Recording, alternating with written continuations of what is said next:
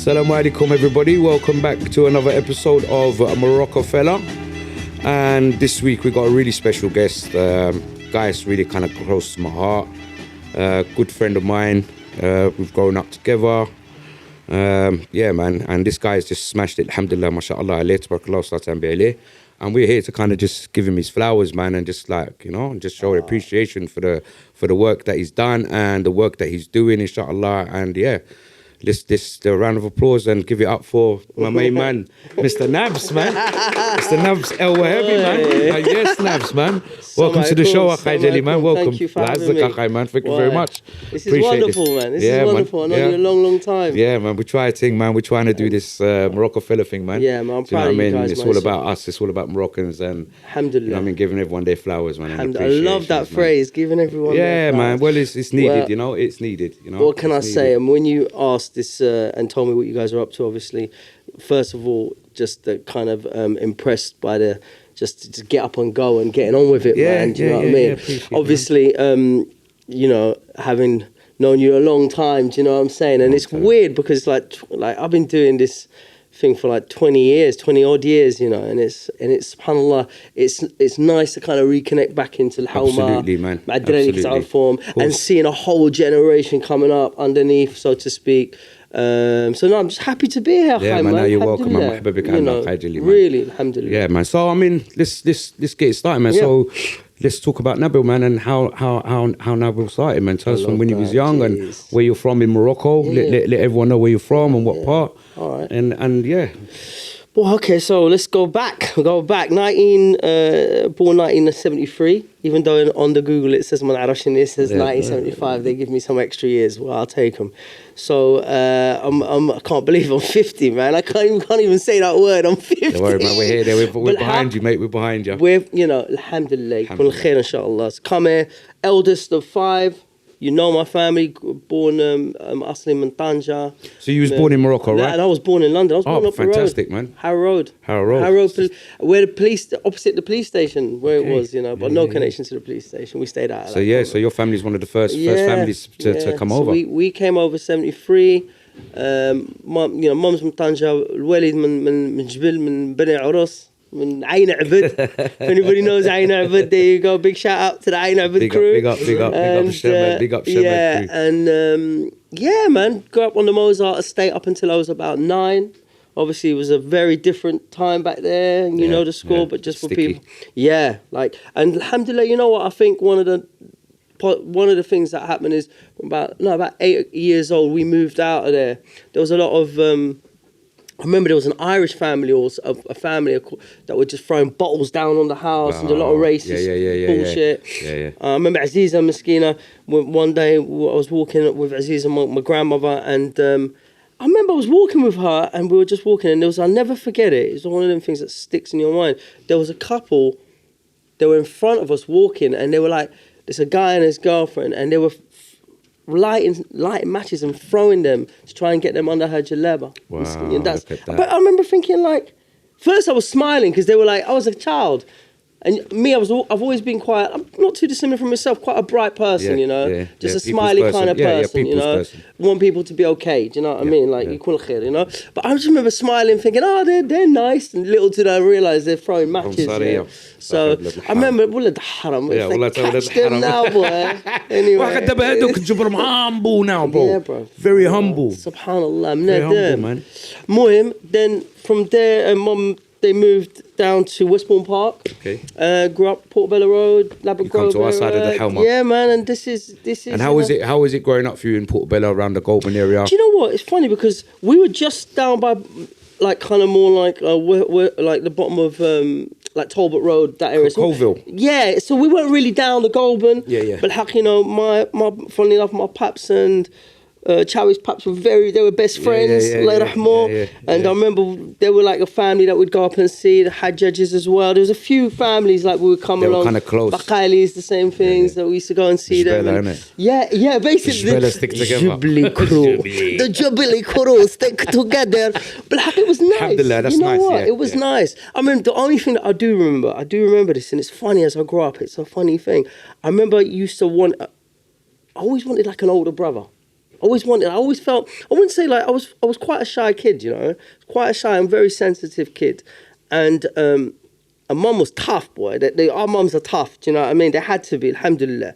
And she, but it was one of those situations where it's like, there was like, you had to just be strong all the time. Yeah. But I always remember thinking, damn, I wish I had an older brother to look after me. Yeah. Especially like sometimes at school, like you'd think, and I do remember this one time, I remember I was in the first year at Holland Park School, and I even remember the Khana's name, Hassan.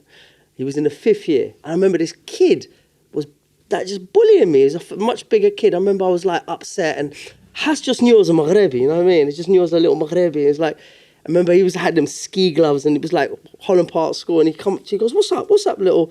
And I was like, oh, the kid, and he went up to the kid, and he just coursed him up, just slapped him. And I remember thinking, yes! I felt like Rocky, yes! Got my one back on it. I got one back on him. Yeah. But, so it was like, you know, I think for a long time, especially being the eldest, like I said, being a sensitive kid, I always kind of try to diffuse things with humour. Football, you know, usual, whatever tools you could do to manage things, because it wasn't always pleasant. Do you know what I'm saying? And that was the tools of how you had to learn how to deal with them situations. You know what I'm saying? Survive, So eldest of 5, you know, younger brothers, you know, very close to my family and all that, and take us out of. And big up the boys, yeah, man. Big up that. I love them to bits, man. Do you know what I mean? Like as your years go on, you realise. I don't know, man. Usually what I realise, I can only speak for myself, but I realise what matters to me. And it's funny, sometimes you go بعيد من الطريق باش تجبر راسك على السن, you know what I mean? And alhamdulillah, you know, everything's all right at the minute, man. But in terms of my acting, in terms of how I so I mean, like, let's go to like, so let's say secondary school. Let's like we'll skip primary school, and we'll go straight into secondary school. And what was it like for you going into Holland Park? Because Holland Park was a bit different from all the other schools. Come on, man, we was the only school that could wear your own clothes. You know, we had a lot of like actors' kids that used to come to that school. Well, you know, it's funny. Lots of my friends, as will be yours. Firstly, it feels like kind of. For Dari, do you know what I mean? Here, so that's the first thing. It's more me talking here now, right? So the first thing was the size of it, man. School was big. It was. I mean, the first day I remember my paps walking me up the hill, and I remember seeing the first time I ever saw a punk. I remember seeing this punk with the hair, and it was like a wild school. Yeah, it was. Now, hippies, everything. Yeah, proper, everything. It was open. It was like a kind of a left-wing experiment back in the day. Yeah, definitely. And lots of very wealthy people, creatives, selling their kids there. It was all part. And then obviously lots of like immigrant communities, worker bees, like people who just, you know, just working class folks going there. So I think that's what was amazing about it. I liked Holland Park. Come on, man. Yeah, I came from another school to Holland Park. North Westminster? Yeah, I come from North Westminster. North Westminster was kind of harsh. Yeah, that was hard. In my opinion, no offence to the North Westminsters. I don't want any emails coming back to me. Hello, I was listening to Nabil Elouahabi and he said something discriminatory. North Westminster school was a different, it was a different breed of people there. Also, I think the thing about Holland Park, which was amazing, was it was a mix of different cultures. Absolutely. You know, I'm all about that personally. Do you know what I mean? As much as, of course, I've got there's always a power and a strength in the unity and togetherness and all that. But then there's also power and strength in. I've always been a curious person. Like I'm like that's what makes me became an actor. I'm always interested in like what's that? What do you do? Why do you do it like that? Yeah. You know what I mean? You don't ask, you don't get. Okay, that's my thing as well. Definitely. That's my thing as well, man. But it was intimidating. I ain't gonna lie. Holland Park School was intimidating, and kind of quickly you had to grow up, man. Like, whoa, you better figure this out. You know what I'm saying? So, I mean, I had some. I think I just had friends in every kind of camp. Do you know what I mean? Like. Kind of villainy friends, kind of. Well, you had the Dreddy from the Goulburn and that, so and you had all them from Bush as well. Exactly. You know, the older lot. So. And there was a turning point. I mean, I remember 12, 13, like in the third year. I don't know how that would translate now, but in about the third year, 2 of my very closest friends, Jeffrey Majors. Jeffrey, me and him used to roll tight together. Me, him, another friend of mine. And we all used to hang around. You know, I mean, there was just a time.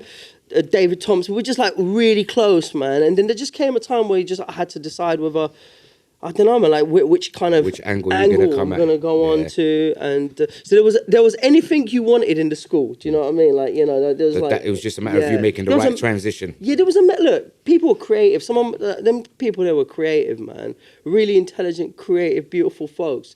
But in the same breath, there was also a lot of problems. Do you know what I mean? There was a lot of problems. And with a school with that amount of kids, 1,600 children, 10 classes a year. Yeah. I mean, that's intimidating. Yeah, that's crazy. So it toughened people up quickly. Yeah, I mean, crazy. All the youth. Everyone in the studio. People won't know, but the bulk of us all kind of went to Holland Park School. Right. Okay. So a lot of the. And of course, it's changed now. Yeah, right? yeah. My little boy goes there now, so he says, different. He must be with my. How old's your boy? 14. So he must be near with Hamid's kid. Yeah, more than likely. Sofian. Yeah.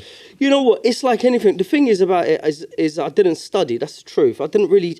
It's like that ADHD thing. Really. I mean, like now, I'm glad it's diagnosed as so I'm not just completely... But you think, you see this ADHD, this labelling. Because ADHD to me was like a naughty person. Yeah. Me, I look at now, and when I hear ADHD is more creative. I see people that with it are creative people, bro. 100%. It just means that you're superhuman. That means your brain does overtime. Yeah, that's the one. Well, they say, what's it they say? And I think, I like this analogy. They say, ADHD is like, imagine your brain is like a band, like a music band, but all the instruments are playing at the same time. That's it. They don't know how to just chill out, man. Let the guitar go. Yeah, I'm thinking that's the vocal. Do you know what I'm saying? So it's like, and then That's what makes you innit? That's what makes you you. Yeah, that's what makes you. That's what gives you the ability to talk to people and approach people. Definitely. It's that, Definitely.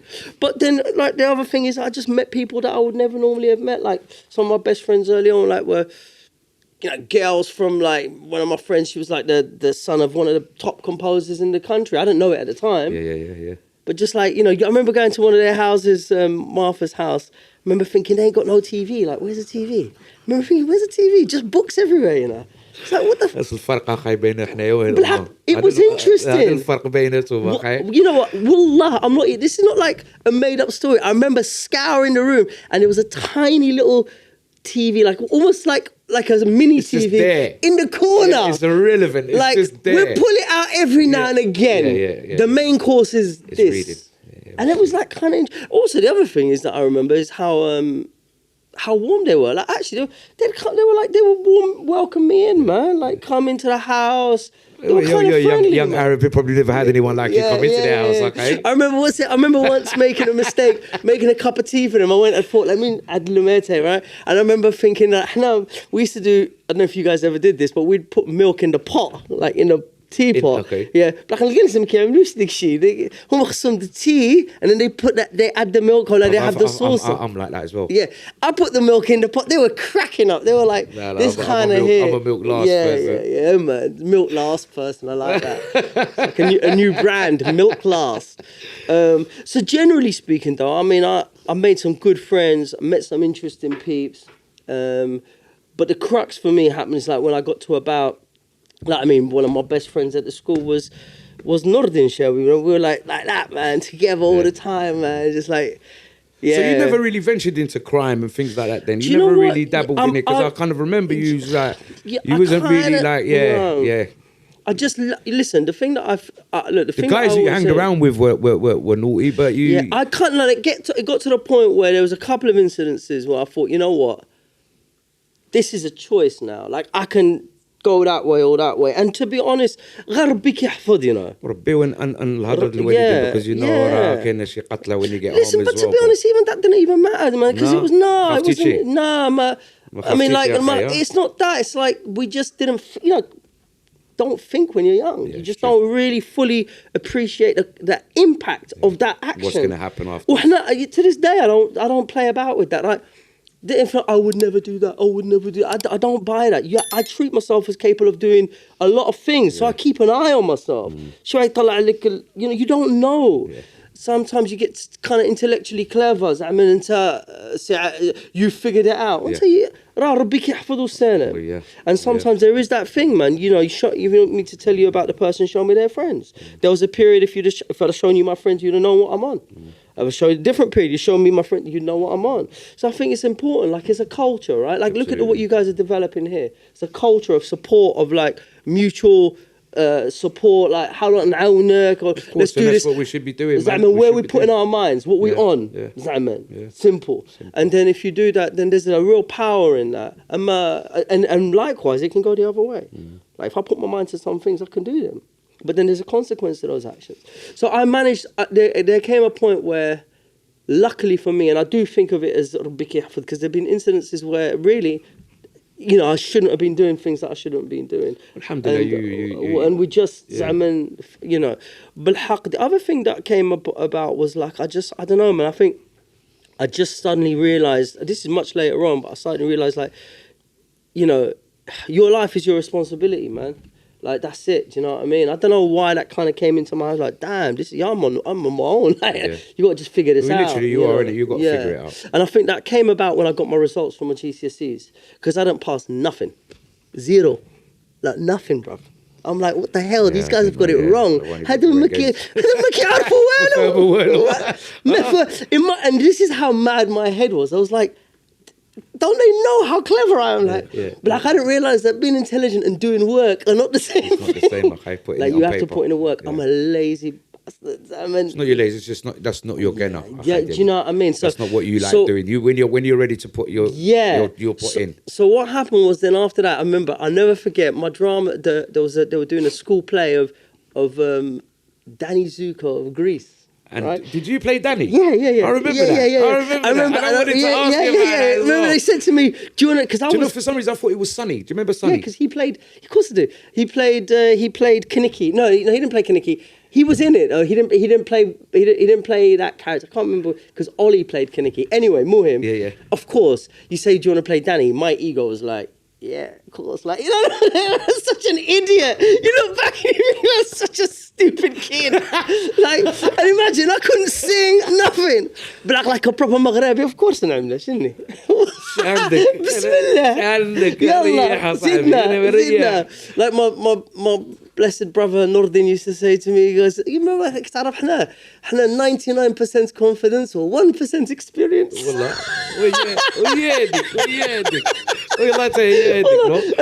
I used to think of that as a good thing, you know, like, it's like you need a bit more experience. No, the experience will come after. Right, so what happened then is I remember I did the play. I was like nervous because obviously I'd never done anything, but suddenly you're like rehearsing. Was that the first kind of bit of acting or whatever? Yeah, I wouldn't even call it acting, but it was the first foray into that. Yeah, but we used to do some good productions. Holland Park School were well known for their productions, yes? I mean, their drama department, and this is actually a real thing. Again, the power of the arts. And I say, I mean, like music, paint, whatever. They had the best of it. And they had the best of it. That can motivate people, man. Yeah. It can really motivate people.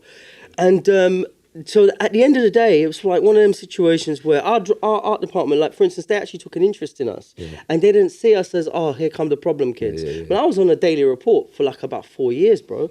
Yeah, and it was like madness. I mean, the amount of teachers, the most common sentence was, oh, Nabil, you've got so much potential. That's what it was. That was like, you seem like, and my mum used to always say to me, until you're tricky, you know. Because people like you, but I can tell you're tricky. Yeah, she said.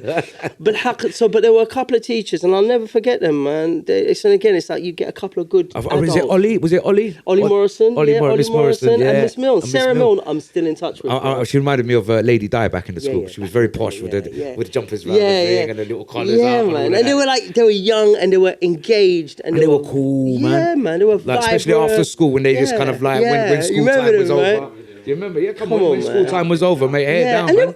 You know what? They used to have a little drink and things like that, just not to get them into trouble. They were cool teachers. But also, the other thing is, you see that? I mean, like, they actually cared. Yeah. When you think about it, like, look how young we were. And here's an adult, they were young adults, but they were still adults, actually taking an interest in us and, like, saying, you know what, you've got something to offer. You have value. That's not a bad thing. And they did that with a lot of the students as well. If you kind of made that effort or they did see something in you, they made that. They kind of give you that push. I'm not a psychologist, but what I would say from my experience in life is people just need a little bit of encouragement. Yeah, and like a flower, they start opening up. I know that happened for me. And I know when I've done that for people, it's been amazing. Just a little bit of encouragement, a little bit of attention. And alhamdulillah, you can flourish. So when you done that production, then that kind of give you the taste for it. How did you think to yourself, I can have a bit of this? This is a bit of me. Well, no, what happened then, which was funny, is then I got my results from that's when I found out I wasn't, I had to do retakes. And in my head, I thought, what's the easiest thing to get to do? Drama. Drama, yeah. How hard is hugging a tree? Writing. Like, no writing. No writing. There's no writing. What do you want to retake? What is there that's no writing? Yeah, I'll do that. Whatever it is, don't even tell me. I'll just do that. So I ended up doing it, and here's the thing. Man started turning up early. Man started staying late. Whoa, what's this? Man's not fidgeting anymore. Man's locked in. Yeah. Hyper-focus, as they call it. Hyper-focus. And I loved it because then suddenly we're going through characters. And the thing that I've been moving through in my life, what I find interesting is people. Is the human experience, not to sound pretentious, but it's like, what makes us us? Do you know what I mean? Like, how is it that we interact, the choices we make, how we can change? Like, I'm not the same person I was 10 years ago, and thank God I'm not. It's like we change, right? We evolve. Anyway, Moim, I did that, and I loved it, mate. I loved it. I just, like, suddenly I know, just like, again, I remember doing Play With Your Brother, we're doing this play together. It was just like wicked, man. Suddenly I felt like I could do something, do you know what I mean? Something you're good at. Yeah, it was a nice feeling, Just be comfortable in your surroundings, isn't it? And also, one thing I would say, and I'm going to make a kind of bold statement, I would say, especially as Marocafella, a lot of Marocafella that I know culturally, we have a wonderful creative impulse, I've noticed, I think that, and we're, I would say, quite engaging and charismatic people. I've seen that. That's why I see it for Helma. We've got that little something, halal, alhamdulillah. And I think that's something that really works in that field of when you're like in front of the camera or you're talking with people and all that. Confident. Confident, yeah, man. But that's not everybody's good like that, you know what I mean? So that's when I started. That's the first time I started really getting involved in it. And then I started getting involved in the kind of craft of it. And that's a whole different thing. And where did you go? And so when you left Holland Park, what was your next step? Was it to start going to drama school? Was it? Well, it's funny again. Subhanallah, again, it's another story, but because I remember, first I went and did a BTEC. I was like the first year of doing BTEC national diplomas, right? And it was all right. It was wicked. Just like this, kind of like just getting things on, just put stuff on, make stuff. That was great. And then there was a choice of going to drama school.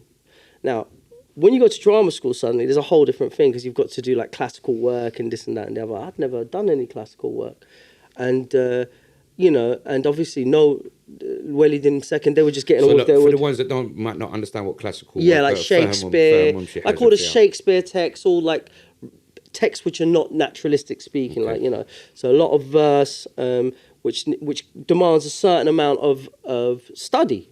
Simple. It's just like a study. Mastering the craft. Yeah, really, man, mastering the craft. So there was a play that you had to do 2 pieces for the audition at RADA.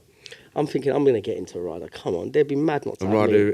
RADA's like the number one drama school. Like, right. I'm from RADA. You know, they're like proper... They've like the alumni of RADA, all the top actors in the country, right? That kind of thing. So I remember rocking up and I was doing this play. It was a little small scene of it's like a war general called Tambulain in like 18 man Arab Shinni, right? When am I kind of well hina? I don't even understand what's on the nothing. My friend, his family, like they're like lecturers in this stuff. They said, "Would you like some help?" No, I'm good. I got this. Right. So let me just quickly stop you there. So back to the conversation we had earlier when we said we used to go into these people's houses and they had these books and everything. Yeah. So you understand the difference? But yeah, exactly. Carry on. And that kind of mentorship and guidance and glissage but it's raw. Yours is raw. Raw. And listen, there's always been that, and it's to the day. There's raw talent, and then there's like trained. There's trained, and there is a mix between the two. And there are some people who've got when you connect the two, then you're like think Tyson. Yeah. When he was trained and that raw talent, devastating. Anyway, so I went to this audition. I remember thinking, I need to look like a warrior. Right now, them times there, I was like painfully thin, like a weasel thin. I remember I had a t-shirt on, and I decided that I'm gonna rip the t-shirt and Rambo them days, you know them, and I put Zaman like Zaman. I swear it was like a comedy, and I went in there, bro, and I just remember like it was almost like now a sketch show. They'd be like 3 people behind there, like with the glasses. I think them was there, like with the glasses. Exactly. Looking over, like Mr. Elouahabi comes to me, looking at me already, like you ain't going to make it, son, do you know what I'm saying? So I did my thing, and of course I didn't get in. But I remember feeling so kind of like, even leaving there, I thought they've missed an opportunity. Like, I didn't get in that time. And that's, wow, what's that? Carroza. Anyway, and then I decided to go to university because I didn't get into any drama school. I didn't get in. Like, if I was to say, like, any advice to anybody, to my younger self, would be like, take the help. Take the help. You don't have to do everything alone. That's another big thing. Sometimes I think when I was younger, I felt like embarrassed to ask for the help. Oh, like, I should know. I mean, why should you know? How can you know something you don't know? You doubt yourself, innit? Yeah. You doubt your value. Or you think by asking for help, it means I'm less than. And weak, yeah.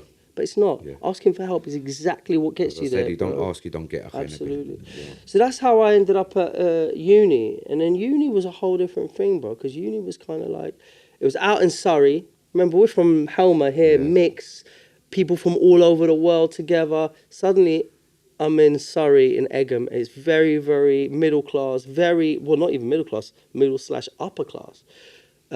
Very English, 1992, so it's a long time ago. And I just remember feeling like, wow, I don't belong here. Do you know what I mean? I felt very left out. Alienated. So, yeah, man. And that was because everybody says, oh, university is the best time of your life. It's like, it wasn't for me. But you see, with that kind of, for me, that would be the experience of knowing how to deal with them kind of people now.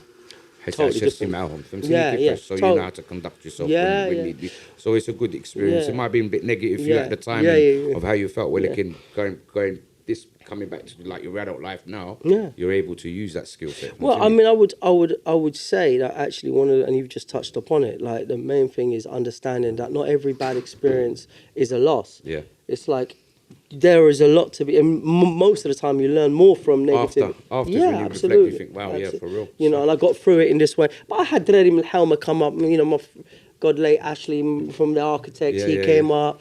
Loads of people from Helmer, they used to come up and see me. We used to do like little hip-hop raves and all that. Bring the Helmer up there. They used to love it, innit? Oh my God, they went nuts. They were like, what the hell? You're bringing the city. Bad boys. And the other thing is, you don't fully realise, we don't realise how, I don't say this in like a kind of vanity way. You don't realise how lucky we have like a rich surroundings, rich characters, like crazy. People like normally like dooby. There's no flavour at all. Dead meat. Meeting. No atriya. Bilhaq, this is alhamdulillah. So that took me up to uni, brother. Yeah, and from uni, what was that? Then you ended up started getting into films. When was your first kind of? Here's the other thing. When I was at uni, I just hated it, bruv. I just hated it. I just felt so disconnected. It was very, very academic. And even though now I say I wasn't like really kind of, like I hadn't really studied so much. I felt like there was no confidence. I just couldn't put pen to paper in the way that, and I just felt like I was going inwards. So after about 2 years, I decided to just defer for a year. Let me just cut this out and just go back into London. I went into London, and this is where I think the key for me started, is like I just started putting myself, like, there was like a lot of fringe work. Anybody who's doing a play anywhere, I just threw myself in. I'll do the lighting. I'll do this. I remember doing some lighting for some dodgy Greek up in Kentish Town, like in a tiny theatre. Like, it was like whatever. Yeah, like, you want to act? Yalla, act. Obviously, because you ain't got the credentials to bring them and say, this is what I do. Like, you just free, like, I work for free, so I was working. You hustled your way back up into the game. Yeah, you tried to do the educational part of it. Didn't work out for you. So I hustled my way through this. So that's exactly what I did. So then the next thing that I did after that was I ended up going to, and this was a key turning point. As I was coming back to university, I'd gone up for a play. It was a 3-hander. It's an amazing play. I'm thinking about directing it and putting it on now. So a guy and his brother from Tottenham had written a play about young boys in Feltham, offenders. Now, obviously, I was familiar with Feltham. Sadly, some of my family had gone through there as kids and blah, blah, blah. But suddenly it was like I knew this world. And it was a 3-hander, and we put it on in a pub, and it did Critics' Choice, Time Out, Critics' Choice. So it went big then, they loved it. Big, and that's when I got my first agent. They were like, and I was playing this, I'd gone in there, and it was like, the whole thing was this kid's like a Pakistani kid, but I came and said, let's just make him Moroccan. They were like, they were like, oh, cool, let's make him Moroccan. But so part of the lines was that it was like this kid was like, oh, you're a Paki. Yeah. He was like, no, I'm not Paki, I'm an Arab. Because now it's the same. It was like this kind of weird racial thing. Yeah. So we ended up kind of, even like in the script, they adjusted. And we're all still friends. Me, Jeff Bell, Ricky Harnett. I don't know if you ever saw Rise of the Foot Soldier. The lead guy. That was me, him, and this other guy in the Jeff. Okay, and I got another guy from Top Boy. And he done well for himself as well. All three of us, we've like, alhamdulillah, we're still here. Do you know what I'm saying? Yeah. But that was the first time. That's when I got my first agent. And then from there on in, brother, it was like, and it matters who looks after you in my business. Yeah. Maybe less so now, but certainly that was the beginning. And it was tough because there weren't many. I was playing Indians at that part. Yeah, I was gonna say, what was it like for you when they're giving you these roles? Was it frustrating for you, or did you just look at it as like, I'm an actor and this is what it's gonna take for me to do what I need to do? Did it frustrate you a little bit? No, I mean, yes and no, because I was doing a lot of acting classes. I was enjoying all of that. I don't know what I was thinking. It's a long time ago. But one thing I was engaged. I used to go and do it's funny when I think about it now. I'd go and do like a Saturday 4-hour class in Camden. Every Saturday, we'd learn lines, do a scene, go up, like.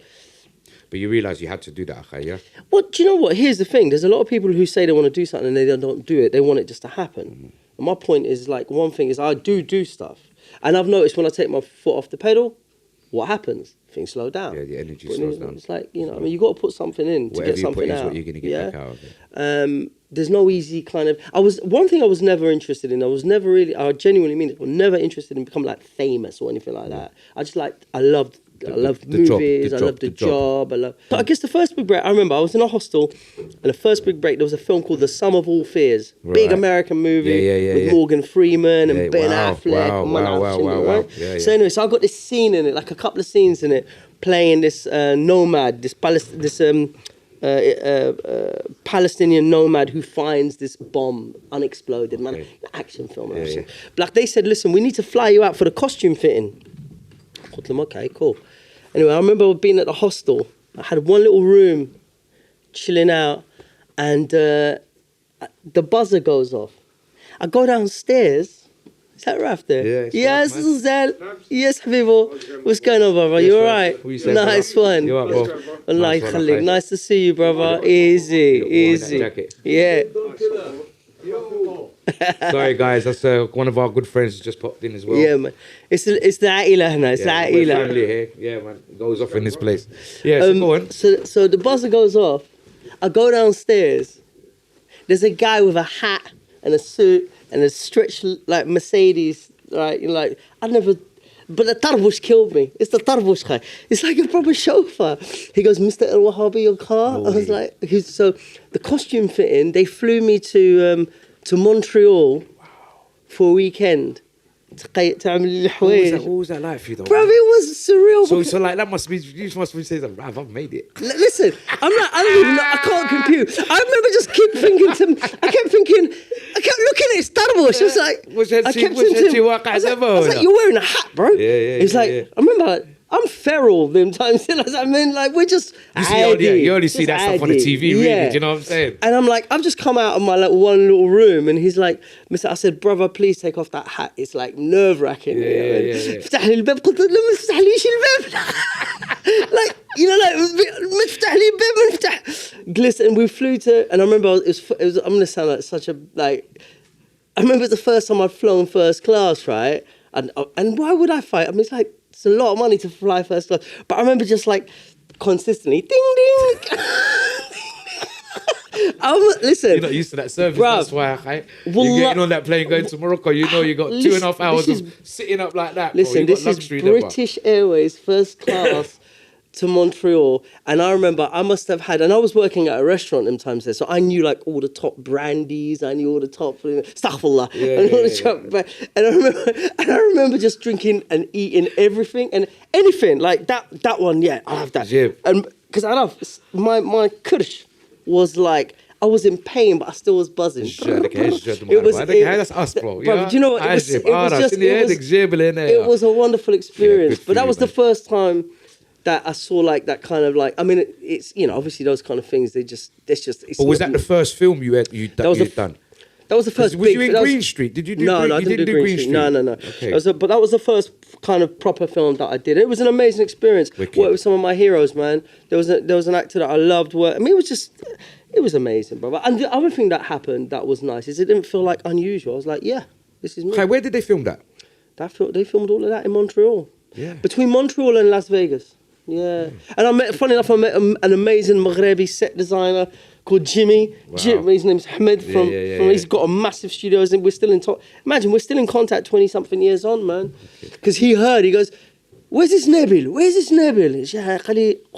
قال لي انت مغربي يا قلت له قال لي احمد not Jimmy Ahmed, you know what I mean. So what was it, and then once that kind of went up and it was in the cinemas and that, how was mom and your brothers and how was the family to it? Were they kind of obviously mom was فرحت? They were فرحانين, man, you know what I mean. The way they saw it was like you're just trying a thing, do you know what I mean? And they always knew I was beavering away, getting on with it, so they were happy that I was working, you know.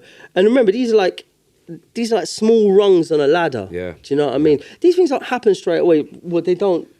We know now. We've seen you in some big productions. You know what I mean? These and things some big things now. Like anything, things take a bit of time. Yeah. Go cook something. See, you know what I mean? Like, it takes a bit of time. You got to let things simmer. And so, alhamdulillah. And then I came back and I carried on. I was lucky enough to have somebody who was putting me up for some nice bits of work. I was doing mainly independent films, keeping it low key. Do you know what I mean? Just keeping it like, you know. And then the call came about the soap opera. Right. And that's what's kind of funny because I wasn't interested in soap operas. I wasn't really interested in it. Was that the EastEnders? It was the EastEnders. And they were doing this thing where for a month, the way that they cast it at the BBC is they were getting people over and they were like workshopping actors every week and then eliminating some and keeping some and eliminating some. So it was a whole process. I'd kept saying, I'm not interested. And one of the casting directors had said, look, Nabs is like one of the only actors that won't come in and they'll wonder why. Please just bring him in. So for the very last elimination process, I rocked up. I didn't want to even go. I was about an hour and a half late. I remember I got lost. I was riding a motorcycle them days there. I got lost. I got there about an hour and a half late. I walked into the room and it's like all the execs are there at the BBC up in Elstree in Bournemouth. And then there was loads of people that I knew, some actors that I knew, mainly Indian actors. I remember walking in, I remember looking at them and I just said, oh, you didn't tell me that these wankers were going to be here. And I remember the room like laughed. Yeah. And I remember the exec producer, her eyes lit up like... We've got him. Yeah. He's here. Yeah. And we just started and I've always liked improvising anyway. So we started improvising. The character, there was never meant to be a Tariq in the film. It was only meant to be an Indian family. Yeah. But they said, look, we like what you're bringing, so we're going to make him his friend. Right. So that's how that started. And, you know, shares your name. They said to me, they were like really keen on making, because the original premise was he's going to be Maghrebi. Wheeler, dealer, hustler. Yeah, just like, just bring some mischief, like rabble rousing. And so they said, like, what do you want to call him? So I said Tariq, because I always loved that name. And then also they said, well, how about a surname? So I thought, you know what? العروسي, because my family from Beni Arous, Fishbil. Makes sense. So then that's how. So that was nice. Do you know what I mean? It was like actually the first, as far as I'm aware, the first Maghrebi regular character. Yeah, absolutely. Yeah, so that was. What about Samir? Was that Samir before Samir, you? Yeah, but the Coronation I know. Street. Yeah, but I know Didri. I love you. Didri. I love you. Zairi. I know him. Al Najari. He's a lovely guy. Yeah, Al, if you're out there, we love you, brother. No hating on the Al stuff. But he doesn't even know his. He's not connected too much to his Algerian side. Yeah, he's moved to the western side. But he's a lovely guy, and but that was the year before, I think. Yeah. But it was, you know what I mean? Like, it was a weird experience. But that was mainstream, though. Do you know what? And that was big for us. You see, like Dread in the Helma growing up, all your mates and that, and we see like, Nabs is on the look at Nabs. Do you know what? It's funny. It was a big thing for us. It was nice. Do you know what? And maybe one thing I've learned now is to appreciate that, because actually, here's the truth. And I'm not saying, this is not one word of a lie. I've seen 2 episodes ever that I ever did. I hated watching them. I didn't watch them. I just wasn't interested, really. And maybe there was a little bit of, I don't know, maybe I just felt like looked down on it or something. I didn't like it. It wasn't my thing. And maybe that was something that I hadn't really fully appreciated the impact that would have on people. Do you think you never even put 100% into it as well? No, I don't know, because I did like the work. I just didn't like being part of the world. I love acting. I wasn't interested in being like, I didn't really want to be. Yeah, no, I wasn't interested in any of that. I don't know, man. I felt it was so fake. Luckily for us, you grow up with people, you get to know people, you you cry with people, you laugh with people, you fight with them, whatever. There's a real bond. Yeah. كنعرفك you know. ماشي انت ما عرفتك شيء تن اليومين then apparently I love you. Yeah. ولتي amigo jelly. Is that Saad Magana. Yeah, Saad Magana. And I saw that, so I was very nervous. I kind of had a pre-EastEnders friend circle. So you and then kind of after certain, man. But you can kind of sense that as well. Yeah, come on, I'm not interested because I'm not like I just don't know, man. Because you know, I don't know, man. Was it clicky? Was it clicky on set? It was. Let's just say that some of the older actors didn't really like some of the newbies coming in, and I would even argue that I felt that there was a kind of a little bit of an old school racial element to it too. Yeah. Like, you know, it was like I felt that they didn't make us feel. I mean, I say but you lot were just kind of passing by. You lot were never going to be the main features. They're like the Dens and the Sharons and the whatnot. Exactly, you lot was a family. We'll give them how long were you guys? Well, we were there for 18 months, but you know, something happened when one of the main actors, he didn't have his work papers or something, some madness like this guy they brought حرقة صاحبي ويلي حرق والله العظيم. Yeah, that first EastEnders had حرقة on. Listen, حرقة مش على الحرقة. Guys, a Bollywood star, they go to India to get the Bollywood star. They don't check his paperwork. They shut down the whole production, bro. For about 3 months, we couldn't go into the set. You know, that's حرقة, you know, that's brilliant. والله العظيم قسمتيني. Yeah. So and then but yeah, I mean, to be honest, like I wasn't really feeling that kind of public limelight thing. It wasn't I don't know, man. I can't explain it. It just wasn't for me, bro. So I mean, and then once that was done, you obviously started moving on to the other things, and you started doing the films. Well, here's the mad thing that people don't realize. From there, Enders, I didn't work in the UK for 10 years, bro. Right. 2002, I come out of that. You went to the States? I was lucky enough to get work that took me to the States. You was in this because I remember first big thing I did was an ABC miniseries. We did that in Canada for like 6 months. That was amazing. Playing Ramzi Youssef, the first World Trade Center bomber. And I would normally not be interested in playing those kind of guys. You guys need to check out some of these stuff that Nabs has been in. But this thing here was wicked because firstly it was documented. It's like transcripts. I like that. Like, who is this guy? In 1993, this Kuwaiti Pakistani guy comes here, studies in, you know, he's like playboy. He's got loads of dough. He's got somebody financing him. He creates liquid bombs and then anyway, it's just a mad story. Wow. Like mad scientist kind of character. So I played him and that with Harvey Keitel, like brilliant actors, and oh man, I loved that, bro. I loved that. That was one of your favourite characters to play. Yeah, I loved that. That was wicked, man. So I did that, came back, went off to do another show called Generation Kill. Same guys who did The Wire. Yeah. It was their next show, all about the first Iraq invasion. I was playing a real life character called Mish, who was just like a Kuwaiti scumbag, bro. He was just like hustling people. He was like their translator, but he didn't know nothing. Like, he'd go and tell all the American troops, like, yeah, the locals, they love you, this and that. And all you see the locals doing, like like really funny characters. So again, I met some amazing people. I mean, one of the things that I love about the work is you meet different people, obviously. And I mean, I went to Mozambique and South Africa, like Namibia. I filmed in Tanja. Yeah, imagine what was it like filming in Morocco? Maghreb ديالنا boy. Because look, we had a guest on. We had a guest on. He was talking about one of the scenes that he had to do, and it was filmed in Morocco. And he was talking about how that they was treated a lot different. You know, like the extras that were on set there and things like that. Okay, they were treated a lot different, and he used to get into trouble for helping. To making them come in. So So you want to hear? I want to hear. All right. So let me tell you something.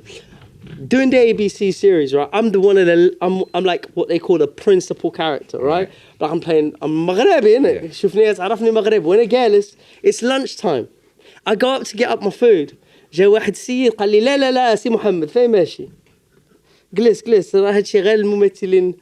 The extras. لا اللي عادي. He thought like so he just like shut me down. هو اسحب له دبن سام معاه just the extras. زعما هو مغربي هو زعما كيحس شكرا اخي في على هذا هو هذا الراجل الكبير جينا امين like أنا أدخل فيها I thought to myself I felt sad like wow that's deep bro. Yeah, bro. You just that's how much you like you don't have any faith in your own. This is going back to 2005, so I know things have changed. But I remember I don't think so, because this was just the other day. Listen, أنا هدرت معاه. I was going to say something. I'm all right now, I'm good. I was going to say something and I just felt embarrassed. I didn't want to kind of heat him up, do you know what I mean? I just thought left him. Glist. Khalito. The director, the producer, they came to me and they were like, how come you're not? And I could see my man looking and his face went white. So anyway, I went up and then afterwards I went to him. هدرت معاه قلت له شو اسمح لي قلت له انت قلت له رحنا انا مربي مزيان like انت فعل والد you're like you could be احترمته قلت له اسمح لي لا علاش ما جابلكش الله مثلا شي واحد اللي غيشبه لنا ما غيقدرش يكون هذا قال لي ديك الساعه قال لي لا اسمح لي يا سيدي بقى كيبوس لي قلت له لا حرام عليك بوس لي يدي قلت له just عرف راسك خمم man just come on bro we'll do better man do you know what I mean I don't know man it was sad you know what I mean بالحق that was interesting but I think things have changed I mean my personal well as I said man we had the guest on here and he was talking he said the same thing he said that he was bringing him into his trailer and he was getting into trouble for bringing him in I'll tell you something that will crack you up forget the extras over there I was doing a TV show here I'm going to slightly jump because it's funny I'm doing a TV show here called Trigger Point. It's coming out in January. It's about a bomb disposal unit, and I'm doing the defusing. Let's put it that way. I'm part of the bomb disposal unit, right? Same guys who did Line of Duty. Wicked show. So anyway, I'm in my trailer. I'm sat down, and behind me the door opens, and some khana comes out of my toilet. Random. Just random. So he's come out of my toilet. And he looks at me like, yeah, I just wanted to use the loo. Lazy. Just like very extra. I was like, dude, you can't just walk into people's trailers. Yeah. I hope it's okay. Brother, I don't even know where to begin. I said, and he was like, you've got to understand, the trailer's small, so he's massive. And I'm like, I feel like invaded, bro. I was like, what's my jiu-jitsu like at the minute? Let me see what I can do. So forget the extras in Maghreb. So I don't know, man. It's a mad side story, but I like filming Maghreb because, well, a few things. The crew, all of them, they've been filming there for years. And you do a lot of filming in Morocco. Yeah, man, you've done a lot of filming in Morocco. And I love it there, bro. I love it there. There's a lot of stuff going on Haven't you kind of ever thought to maybe do something in Morocco in regards to the acting, like the films that they do out there? Have you done any Moroccan productions? Do you know what? I would love to. I would love to. I'll shout out to all the Duzian peeps. Bring me on. Duzian, have you heard that? Yalla. جبنا we need this guy on Duzian. Yalla. We need this guy in Morocco. بالحق ما كرهتش. I mean, I've got a few friends. I mean, one of me and Yusuf's mutual friends, Khadija Alami, she's an amazing big producer, and she kind of things are changing there, man. Then Morocco's getting better. Yeah, now. Man. Come on, they've caught up. I shouldn't even say they're catching up. Yeah. It'd be a wrong thing to say. They've caught up, so. And they're doing 100%. Numbers and they're doing stuff like that. I mean, I just finished doing a little film in France with a brilliant Moroccan actor, Shems Rushdie, big star in Maghreb, big star in France. Wicked little feature film. So is that what you're now? Is that what you're kind of dwelling into? Listen, I like at the moment where I really like to do is focus on film and TV. Really, that's what I really want to do.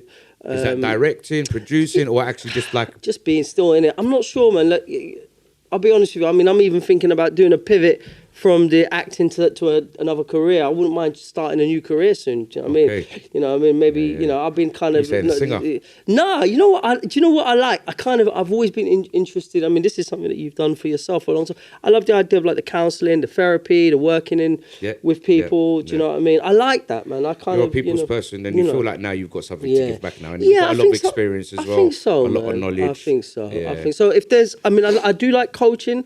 For instance, sometimes I'll coach. Do like coaching with actors and just again, it's not about teaching anybody. It's just allowing them to have the confidence to think and problem solve. Maybe even like tune into the Moroccan community now to see if we could start up a Moroccan drama thing because we've got a lot of talent here. I know, and as you know, it's very hard for these youngsters to get into this game and to have an ambassador like yourself who kind of knows the ropes. That would give these youngsters an advantage, at least with your coaching and your experience. Man, I'm open for that. Listen, you know what? I'm all about help people help themselves. Support one another. Absolutely. Because otherwise it's just like, I mean, I don't know, man. It's like I've always been more of a we than a me kind of, in that respect. I much prefer being part of a group, do you know what I mean? In that kind of sense and supporting one another. Yeah. So going to Top Boy, you done Top Boy as well. Man. How was that for you, man? That was amazing, bro. That was So I'm a little bit confused. What character was he? Turkish or was he Moroccan? Well, let me tell you. Because I swear you spoke in Moroccan in it. He's meant to. So the character again, it's a mad story because the guy. So just so you lot know as well, Nabil was on Top Boy before Ash was on there with the first season. Yeah, Ash was there. He was there, bro. Was he in the same season? Same series. Same season. So no. Okay, beg your pardon. So what happened was the guy who created it, one of the creators, Yann Demange. He's actually half Algerian, half French. Big time film director now. And him and the producers, they live locally. Yeah. And they were like, for years, I've known them for time. They were like, no, they were just off Port Vila Road. Okay. And he had said, listen, we got on, and people have always said, look, let's get you in on something, man. We like what you do and blah, blah, blah.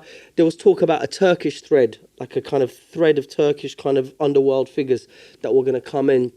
That never happened. And then one day there was this character of this guy who's in his 60s, who's the father of the kid, who's Cem. Now, in the series, his name is Cem, C-E-M, because he's Turkish, yeah? When I went in, they were like, they said, come and read. You're not right for it. Like, on paper, you're not right for it. Like, he's meant to be, like, 60, really overweight, blah, blah, blah.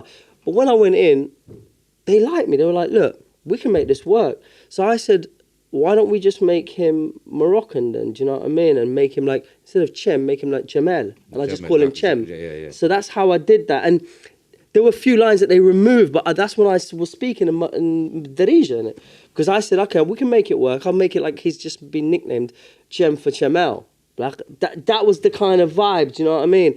But that was an amazing, because I really enjoyed that. And the other thing is, the reason why I liked it is, like, again, he have a guy, his missus has left him. He's pissed off at the world.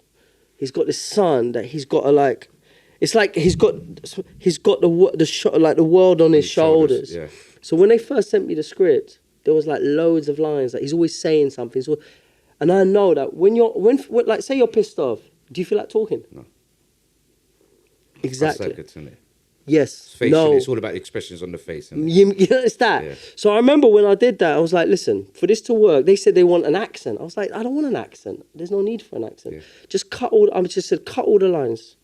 Where you say X, Y, and Z, just say X. Because that's going to give you that feeling of, right, هذا مقلق. And it worked. So I loved doing it, mate. And of course, what happens is obviously it was a drug story. The kid gets into drugs. You got the Chinaman, Benny Wong, big actor now. He does all the Marvel films now. Yeah. Wicked guy from Liverpool. Wicked guy. I've done a couple of films with him. And, imagine that. You see your son's overdosed. You already طالع لك الدم. عليه. اليوم شي واحد غيموت. Yeah. That's the way he sees it. And that was that kind of emotional thing of like, that's the only thing he's got left. Yeah. So of course he goes and that was easy for you to kind of draw that energy. Definitely, bro. Because I mean, I think Lahford, something happens to Khoti or Siaj قريب عندي, I don't know how I'm going to respond. Do you know what I'm saying? Like, imagine you're thinking like, it's inside me to behave like that. Yeah. Do you know what I mean? When you care about something, but I know we're committed. Yeah, do you know what I'm saying? Passionate. We're committed people. You know what I mean? Yeah, so that was 2012. So that was the first time I was back on UK TV. Okay. Yeah. Man. And then the next thing after that for you was the. God, what was that? I can't even remember. I mean, from there on in, it was you've been just doing loads of other bits and pieces, independent stuff. So to kind of make it current now. Trigger Point Series 2's coming out.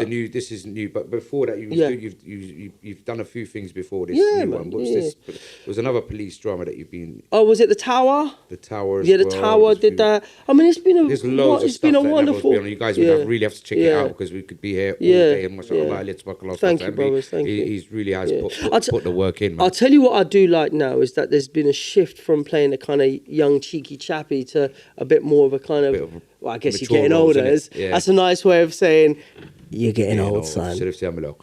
شرفتي يا صاحبي يلا امشي اجلس بشوية عليك. When people start getting up for you, عمو. عمو, yeah. But you know what? It's all right, man. I like being an عمو. It's okay, bro. Grow old gracefully. Yeah, man. Come on, man. Grow old gracefully. So yeah, brother. So I want to ask you: do you visit Morocco much as a holiday? Do you get a chance to go? Subhanallah, I just come back from there. I'm thinking. I was recently down by Essaouira. I love Essaouira. Really like it down there. I love. You know what? And I was in. Where was I recently? Again, Marrakesh recently. I mean, I'd like to go out there and spend a bit more time. Could you see yourself like as you're getting older and spending 100%. A lot more time out there? 100%. Because there's a few things. Firstly, there's that familiarity and it's also mzrubin like here. I don't know, man. Maybe it's just a regular sign of getting like an old age. It's just London. I'm finding more and more hectic and Morocco's a bit more peaceful, isn't it? Just a little bit more. And as I said, in your old days, as we're getting older, I think that's the tranquility. Also, there's another thing that I like as well, which is that thing of I don't know, man. You know, I was there. And you hear the hand, and there's still that connection to listen. This ain't it. You know what I mean? Like just before you get fast, ماشي غير fast وانت كل شيء. It's like you. Do you prefer Shemel or do you prefer? Do you know what the truth is? You know, generally speaking, wherever I go, I can't just تقول شي حاجة عندك تفاير. Oh no, see that question again. Shemel, Morocco, we're Moroccans, man. One thing I'd say this. There's nothing like the حلاوة المغربة. ما كاين شي فحال.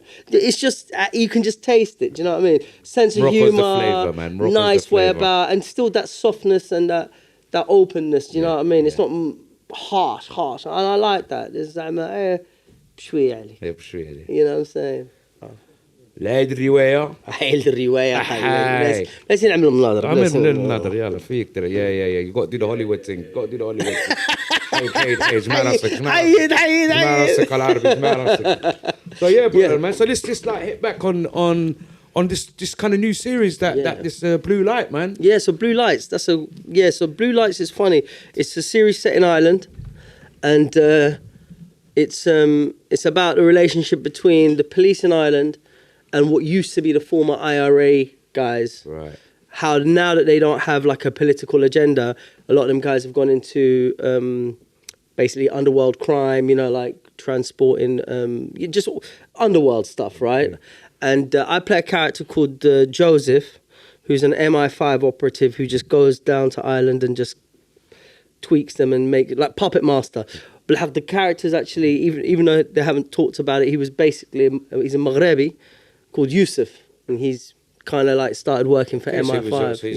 He's a Moroccan character. Brother. Yeah. So one of the things that's been nice is whenever I go in for these things, I try to bring as much of myself and my own reality into whatever part I'm doing. And often I'll be like, you know what?